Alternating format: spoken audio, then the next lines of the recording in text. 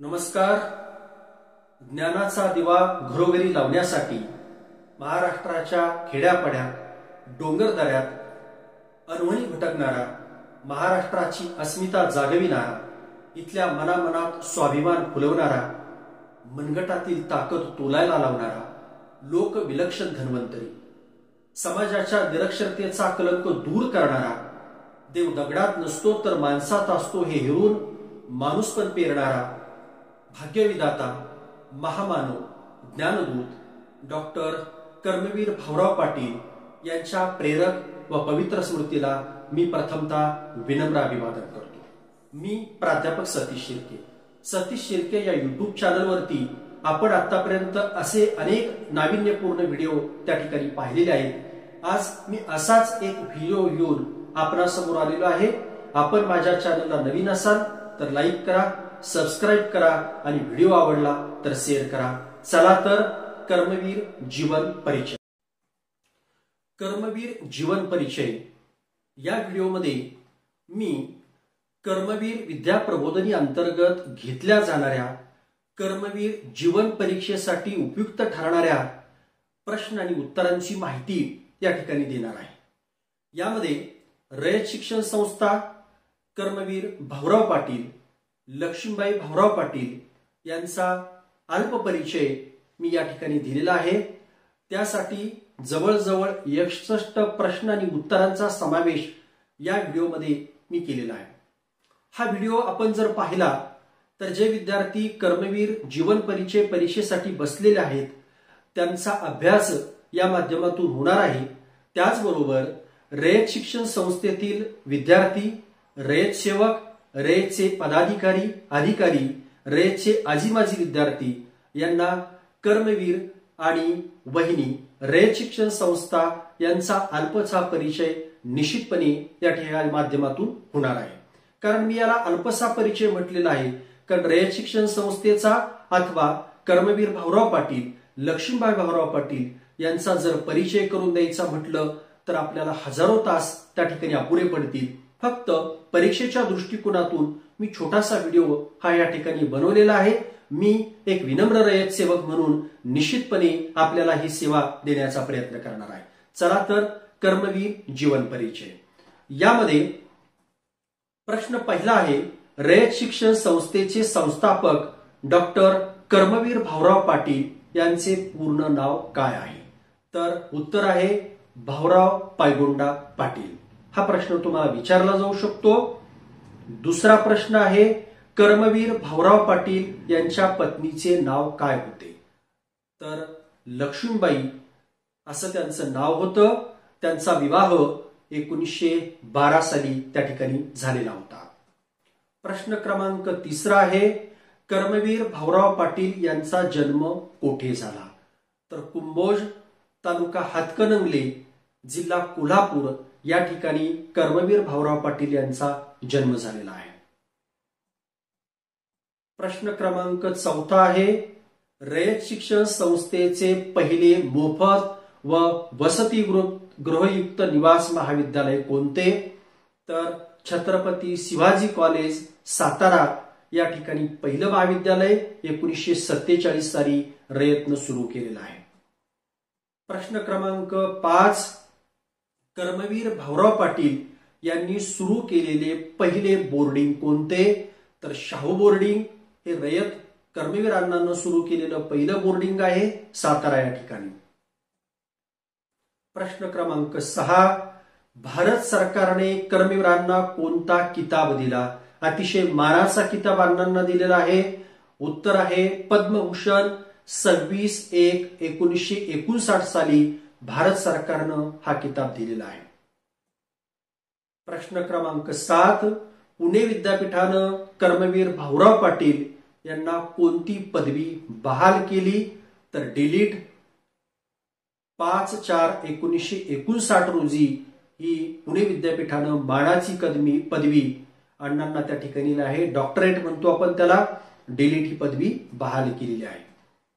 8/1998 मध्ये रयतने कर्मवीर विद्या प्रबोधिनी मार्फत कोणती अभिनव शाळा सुरू केली अतिशय वेगळा प्रयोग रयतनं महाराष्ट्रामध्ये सुरू केलेला होता, तो म्हणजे नापासांची शाळा, ही अभिनव प्रयोगशाळा त्या ठिकाणी सुरू केलेली होती. प्रश्न क्रमांक 9 आहे, रयत शिक्षण संस्थेचे मध्यवर्ती कार्यालय कुठे आहे? तर समाधी परिसर, सातारा या ठिकाणी रयतचं मध्यवर्ती कार्यालय त्या ठिकाणी आहे. 10वा प्रश्न आहे, कर्मवीरांच्या गावचे नाव काय आहे? येतवडे बुद्रुक, तालुका वाळवा, जिल्हा सांगली हे कर्मवीरांचं गाव त्या ठिकाणी आहे. त्या ठिकाणी रहिवास त्यांचा होता. प्रश्न क्रमांक 11 आहे, कर्मवीरांच्या घराण्याचे पूर्वीचे आडनाव काय होतं? सध्या आपण भाऊराव पाटील असं म्हणतो, परंतु त्यांचं मूळ घराण्याचं आडनाव देसाई घराणे असं हे होतं. 12, कर्मवीरांनी संस्कृत विषयाची शिकवणी कुणाकडे लावली होती? संस्कृतचा सुद्धा अभ्यास अण्णांनी त्या ठिकाणी केला होता. श्री गजेंद्र गायकर यांच्याकडे त्यांनी ही शिकवणी लावलेली होती. प्रश्न क्रमांक 13 आहे, कर्मवीरांचे शालेय शिक्षण किती झाले? तर कर्मवीरांचं शालेय शिक्षण 6वी नापास होतं, हे विद्यार्थ्यांनो या ठिकाणी लक्षात घेतलं पाहिजे. प्रश्न क्रमांक 14, कर्मवीरांनी कोणत्या हायस्कूलमधून शाळा अर्धवट सोडली होती? तर राजाराम हायस्कूल जे आहे कोल्हापूरचं, त्यामधून अण्णानं अर्धवट शाळा त्या ठिकाणी सोडलेली होती. प्रश्न क्रमांक 15 आहे, रयत शिक्षण संस्थेचे पहिले अध्यक्ष कोण होते? तर हमीद ए अली IAS ऑफिसर होते. सातारा जिल्ह्याचे कलेक्टर तत्कालीन ते पहिले अध्यक्ष म्हणून रयतचे त्या ठिकाणी मानले जातात. प्रश्न क्रमांक 16 आहे, शिक्षकच नियम मोडतात तो आम्ही का पाळावा असे कर्मवीर कोणाला म्हणतात? निर्भीड बाणा अण्णांचा होता. अण्णासाहेब लठ्ठे यांना कर्मवीर भाऊराव पाटील त्या ठिकाणी म्हटले होते. प्रश्न क्रमांक 17 आहे, रयत शिक्षण संस्थेचे संस्थापक एकूण किती विभाग आहेत? रयत शिक्षण संस्थेचे एकूण किती विभाग आहेत? 5 विभागामध्ये रयतचं प्रशासकीय कामकाज त्या ठिकाणी चालतं. प्रश्न क्रमांक 18 आहे, कर्मवीर भाऊराव पाटील यांना कोणते मास्तर म्हणून ओळखले जाते? तर पाटील मास्तर ही कर्मवीरांना ओळखलं जायचं. प्रश्न क्रमांक 19, लक्ष्मीबाई यांचे विवाहापूर्वीचे नाव काय होते? आदाक्का हे लक्ष्मीबाईचं विवाहापूर्वीचं नाव त्या ठिकाणी होतं. प्रश्न क्रमांक 20 आहे, कर्मवीरांना आदराने कोणत्या नावाने संबोधलं जायचं? कर्मवीरांना अण्णा या नावानं आदरानं संबोधलं जायचं. 21वा प्रश्न आहे, कर्मवीर भाऊराव पाटील यांनी कोणत्या कारखान्यात विक्रेते म्हणून काम केलेलं होतं? किर्लोस्कर कारखाना म्हणून कारखान्यामध्ये अण्णांनी विक्रेते म्हणून त्या ठिकाणी काम केलेलं होतं. प्रश्न क्रमांक 22 आहे, लक्ष्मीबाई यांना वसतिगृहातील मुले कोणत्या नावानं संबोधत असत? तर वसतिगृहातील मुले कर्मवीरांना अण्णा आणि लक्ष्मीबाई यांना वहिनी या नावानं ओळखलं जायचं. ही रयत माऊली सर्वांचीच वहिनी म्हणून त्या ठिकाणी ओळखली जाते. 23वा प्रश्न आहे, कर्मवीर भाऊराव पाटील यांच्या चिरंजीवांचे नाव काय होते? तर आदरणीय आप्पासाहेब पाटील हे कर्मवीर भाऊराव पाटील यांच्या चिरंजीवाचं नाव त्या ठिकाणी होतं. प्रश्न क्रमांक 24, रयत शिक्षण संस्थेचे बोधचिन्ह कोणते आहे? तर वटवृक्ष हे रयत शिक्षण संस्थेचं बोधचिन्ह आहे आणि सन 1940 ते निश्चित करण्यात आलं होतं.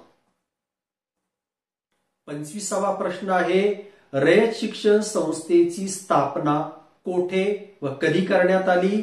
तर रयत शिक्षण संस्थेची स्थापना ही 4 ऑक्टोबर 1919 रोजी सातारा जिल्ह्यातील काले या गावी स्थापन करण्यात आली होती. 26वा प्रश्न आहे, रयतनं पुणे येथे स्थापन केलेल्या बोर्डिंगचे नाव काय? तर युनियन बोर्डिंग 1932 साली रयतनं त्या ठिकाणी स्थापन केली होती. 27वा प्रश्न आहे, रयतनं स्थापन केलेले पहिले महिला ट्रेनिंग कॉलेज कोणते? कारण शिक्षकांची अपूर्तता होती आणि म्हणूनच आपण ट्रेनिंग कॉलेज चालू केलं पाहिजे हे रयतनं सर्वप्रथम ओळखलं आणि महिला ट्रेनिंगची स्थापना केली. आजही ते कार्यरत आहे. जिजामाता अध्यापिका विद्यालय सातारा 1942 साली रयतनं हे स्थापन केलेलं आहे. 28वा प्रश्न आहे, कर्मवीर यांना संस्थेच्या माजी विद्यार्थ्यांना कोणती गाडी भेट दिली? रयत साठी आणि रयतच्या विस्तारासाठी अण्णांना महाराष्ट्रभर फिरावं लागत होतं आणि त्याचा परिणाम अण्णांच्या प्रकृतीवरती होत होता. म्हणून रयत मधल्या माजी विद्यार्थ्यांनी ठरवलं की अण्णांना एक गाडी भेट द्यायची. अतिशय आगळा वेगळं ही भेट होती. विद्यार्थ्यांनी दिलेली सेव्हरलेट मोटार ही भेट दिली होती 1948 रोजी. 29वा प्रश्न आहे, कराड येथे कोणत्या महान संताच्या नावानं रयतनं महाविद्यालय सुरू केलं? त्या संतांचं योगदान रयतच्या प्रोत्साहनामध्ये, अण्णांना प्रोत्साहन देण्यामध्ये आणि रयत परिवाराला प्रोत्साहन देण्यामध्ये मोठं होतं. सद्गुरू संत गाडगे महाराज यांच्या नावानं सुरू केलं होतं कराडमध्ये 1954 साली. प्रश्न क्रमांक 30 आहे, रयत शिक्षण संस्थेने सातारा येथे पदवीधर शिक्षकांच्या प्रशिक्षणासाठी कोणते कॉलेज स्थापन केलं? जसं प्राथमिक शिक्षणासाठी जिजामाता ट्रेनिंग चालू केलं, तसं वरिष्ठ विद्यार्थ्यांसाठी आझाद कॉलेज ऑफ एज्युकेशन हे पदवीधर शिक्षकांसाठी कॉलेज स्थापन केलं 1955 साली. बीएड कॉलेज म्हणतो आपण. 31वा प्रश्न आहे, कर्मवीर भाऊराव पाटील यांचे देहावसन कोणत्या हॉस्पिटलमध्ये झालं? शेवटी अण्णांना हॉस्पिटलमध्ये देहावसन झालं होतं. ससून हॉस्पिटल पुणे या ठिकाणी देहावसन झालं होतं 9/5/1959 साली. 32वा प्रश्न आहे, रयत शिक्षण संस्थेचे विद्यमान अध्यक्ष कोण आहेत? माननीय शरदचंद्रजी पवार साहेब हे रयतचे विद्यमान अध्यक्ष आहेत. दीर्घकाळ अध्यक्ष असून रयतच्या विकासामध्ये त्यांचं मोलाचं योगदान आहे. 33वा प्रश्न, कर्मवीर भाऊराव पाटील यांच्यावर अंत्यसंस्कार केले त्या ठिकाणास काय म्हणतात? तर 4 भिंतीचा परिसर असं म्हटलं जातं. सातारा या ठिकाणी 10/5/1959 साली अण्णांवरती अंत्यसंस्कार त्या ठिकाणी केले होते. 34, रयत शिक्षण संस्थेचे ब्रीद काय आहे? स्वावलंबी शिक्षण हेच आमचे ब्रीद हे रयत शिक्षण संस्थेचं ब्रीद वाक्य आहे. आपल्याला ज्ञात असलं पाहिजे. 35वा प्रश्न आहे, तत्कालीन राष्ट्रपती डॉक्टर राजेंद्र प्रसाद यांच्या शुभहस्ते उद्घाटन झालेले अहमदनगर जिल्ह्यातील अध्यापक विद्यालय कोणते? राष्ट्रपतींच्या हस्ते झालं होतं म्हणून या विद्यालयाला विशेष महत्व आहे. महाराजा माधवराव शिंदे अध्यापक विद्यालय जामगाव, तालुका पारनेर, जिल्हा अहमदनगर. सन 1955 मध्ये हे महाविद्यालय त्या ठिकाणी सुरू करण्यात आलेलं होतं आणि हे महाविद्यालय ज्यांच्या नावानं सुरू केलेलं आहे त्यांचा अतिशय मोठा वाडा आणि शेती या जामगाव या ठिकाणी आजही आपल्याला आहे आणि रयत शिक्षण संस्थेला महाराजा माधवराव शिंदे यांच्या परिवाराकडून ती देणगी स्वरूपात त्या ठिकाणी मिळालेली आहे. रयत शिक्षण संस्थेचे विद्यमान चेअरमन कोण आहेत? माननीय डॉक्टर अनिल पाटील साहेब हे रयत शिक्षण संस्थेचे विद्यमान चेअरमन आहेत. अतिशय अभ्यासू शिक्षण तज्ज्ञ म्हणून त्यांची ख्याती आहे आणि रयतमध्ये सातत्यानं वेगवेगळे शैक्षणिक प्रयोग करण्यामध्ये माननीय आदरणीय अनिल पाटील साहेब यांचा मोलाचा वाटा त्या ठिकाणी आहे. 37वा प्रश्न आहे, कर्मवीर यांची पुण्यतिथीचा दिवस कधी असतो? तर 9 मेला कर्मवीरांच्या पुण्यतिथीचा दिवस असतो. संपूर्ण रयत परिवारामध्ये आणि विशेषतः सातारा या ठिकाणी अतिशय आदरांजली वाहण्याचा कार्यक्रम त्या ठिकाणी होत असतो. 38वा प्रश्न आहे, कर्मवीर अण्णा यांना कोणत्या खोट्या प्रकरणात गोवलं ज्यामुळे त्यांना प्रचंड मनस्ताप सहन करावा लागला होता. जे खोटं प्रकरण होतं, अण्णांवरती लादलं होतं, त्याचा परिणाम अण्णांवरती दीर्घकाळ झालेला होता. ते म्हणजे डांबर प्रकरण. सन 1914 साली ते घडलं होतं आणि अण्णांच्या जीवनामध्ये अतिशय कटू काळं प्रकरण म्हणून ते म्हणावं लागेल. 39वा प्रश्न, कर्मवीर भाऊराव पाटील यांच्या कन्येचे नाव सांगा. कर्मवीरांच्या कौटुंबिक परिचय सुद्धा व्हावा हा प्रयत्न मी अल्पसा केलेला आहे. 2 कन्या अण्णांना होत्या. ज्येष्ठ कन्या शकुंतला व द्वितीय कन्या बेबी. 40 महात्मा गांधी यांच्या हस्ते नामकरण झालेल्या बोर्डिंगचे नाव सांगा. महात्मा गांधी स्वतः रयत शिक्षण संस्था पाहण्यासाठी सातारा या ठिकाणी आले होते. त्यांची नोंद इतिहासाने त्या ठिकाणी घेतलेली आहे आणि म्हणून रयतनं श्री छत्रपती शाहू बोर्डिंग हाऊस असं नामकरण केलं. सातारा या ठिकाणी 25/2/1927 साली हे नामकरण झालेलं होतं आणि त्या ठिकाणी महात्मा गांधींनी हा संपूर्ण परिसर पाहिला. सर्व जाती धर्माचे लोक एका गुण्या गोविंदाने एका हाऊसमध्ये बोर्डिंगमध्ये राहतात. यानं त्या ठिकाणी महात्मा गांधी अतिशय प्रभावित झाले आणि त्या ठिकाणी त्यांनी उद्गार काढले की जे साबरमतीच्या आश्रमामध्ये मी करू शकलो नाही ते भाऊरावांनी सातारा या ठिकाणी करून दाखवलं. असे गौरवोद्गार त्या ठिकाणी महात्मा गांधींनी काढलेले आहेत. 41वा प्रश्न आहे, रयत शिक्षण संस्थेचे विद्यमान सचिव कोण आहेत? माननीय प्राचार्य डॉक्टर महादेव सिवनकर साहेब हे विद्यमान सचिव आहेत. हे सुद्धा रयतच्या त्या ठिकाणी विकासामध्ये योगदान अतिशय चांगल्या प्रकारे दिलेलं आहे. 42वा प्रश्न आहे, रयत सेवक संचलित बँकेचे नाव काय आहे?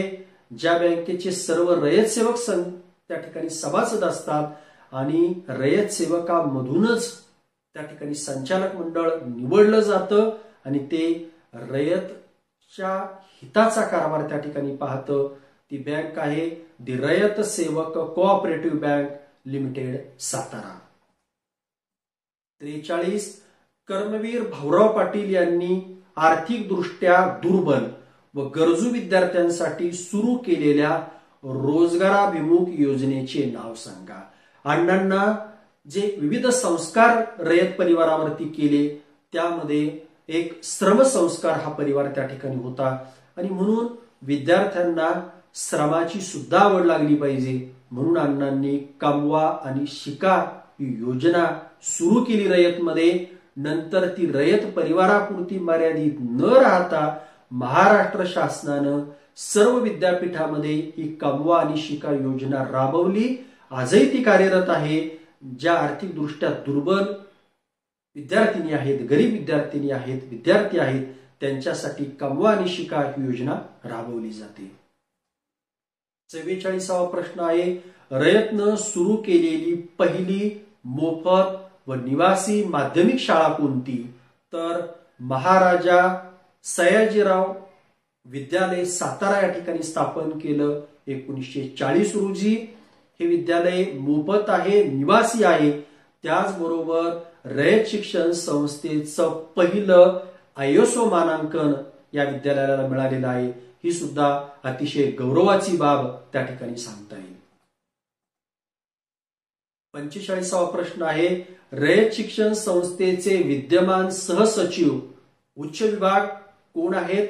माननीय प्राचार्या डॉक्टर प्रतिभा गायकवाड या आपल्या उच्च शिक्षण विभागाच्या सहसचिव आहेत. 46वा प्रश्न आहे, कर्मवीर भाऊराव पाटील यांची जयंती कोणत्या तारखेस साजरी करतात? जन्मतारीख सांगा.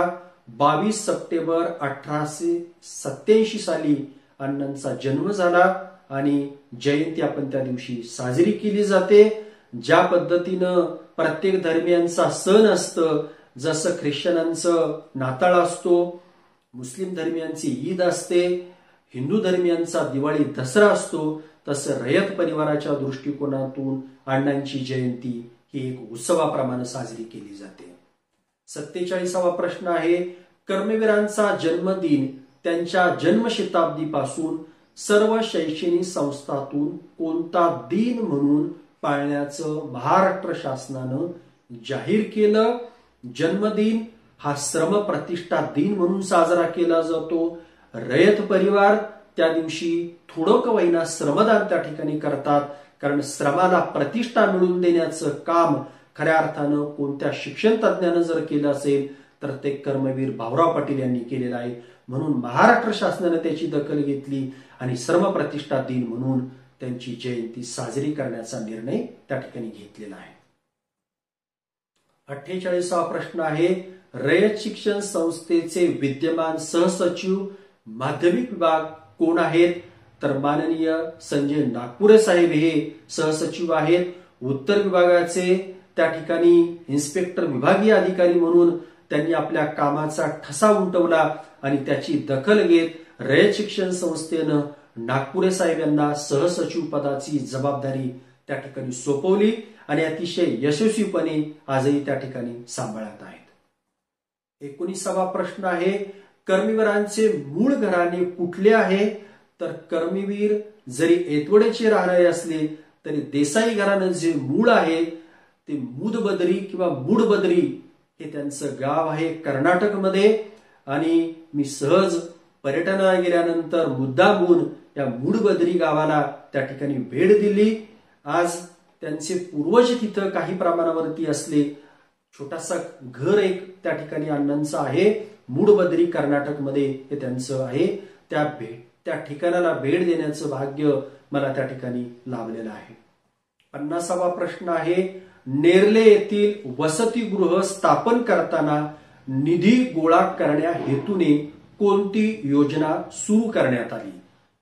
आता नेरले या ठिकाणी वसतिगृह स्थापन केलं, त्या काळात काही अशी पावती फाडणं वगैरे असा प्रकार नसायचा आणि मुष्टीफंड योजना स्थापन केली. काय आहे मुष्टीफंड योजना? कारण पैसे नसायचे, परंतु जेव्हा घरातली भगिनी त्या ठिकाणी काय करायची, दळण दळायची, त्यावेळेस त्याच्यातील एक मुठभर धान्य बाजूला काढून ठेवायची किंवा भाकरी करताना दररोज एक मूठ पीठ बाजूला काढून ठेवायची, मूठ म्हणून मुष्टीफंड, आणि ती रयतला देणगी द्यायची. आणि म्हणून मुष्टीफंड ही योजना अतिशय वेगळी आगळी वेगळी की जेणेकरून प्रत्येक कुटुंबातील 2 घास ही रयतच्या उभारणीमध्ये लागले गेले आहेत, हे आपल्याला अभिमानानं सांगावं वाटतं.